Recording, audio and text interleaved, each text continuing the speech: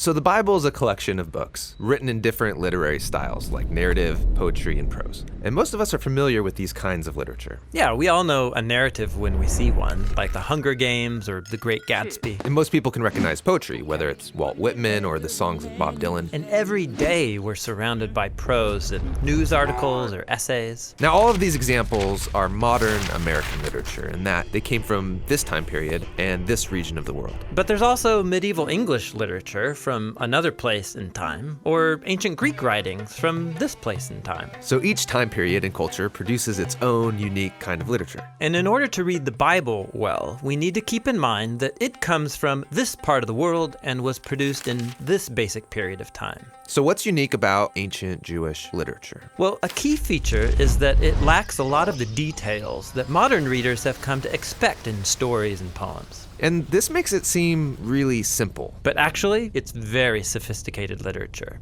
Every detail that is given matters. And that's great, but the lack of detail means that stories are often loaded with ambiguities. I mean, take one of the first stories, Adam and Eve in the garden. Where did this talking snake come from? And why did God allow him there? Why didn't Adam and Eve die on the spot like God said they would? And who's this offspring of the woman who will destroy the snake but is bitten by it? Yeah, so many puzzles in this story. And some of these are questions that we have and that are not important to what the author is focusing on. But some of these ambiguities are intentional. Intentional?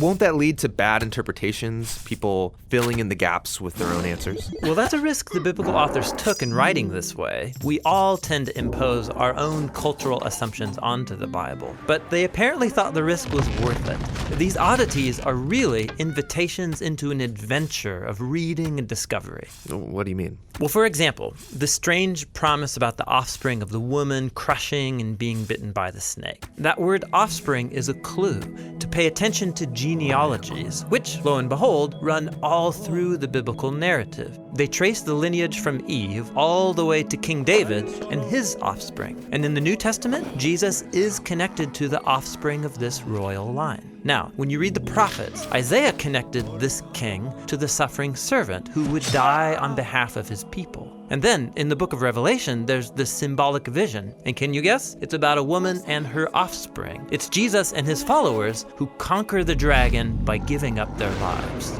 Yeah, so each part of the story there is loaded with ambiguities, but altogether, it makes sense. And this is the literary genius of the Bible. It forces you to keep reading and then interpret each part in light of the others. This is feeling complicated. I don't know if I can do all that. Well, you're actually not expected to notice all of this by yourself or all at once. This dense way of writing forces you to slow down and then read carefully, embarking on this interactive discovery process through the whole biblical narrative over a lifetime of reading and rereading. Ah, okay. Meditation literature.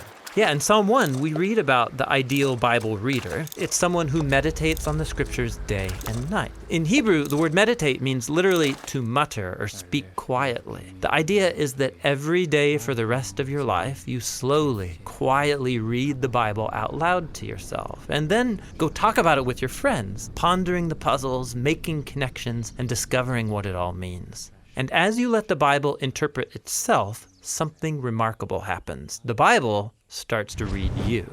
Because ultimately, the writers of the Bible want you to adopt this story as your story.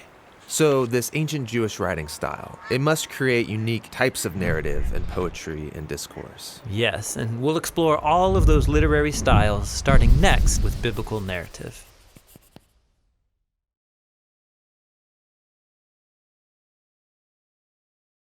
So Tim, what's the Hebrew word for meditate? The Hebrew word is Haggah. Haggah.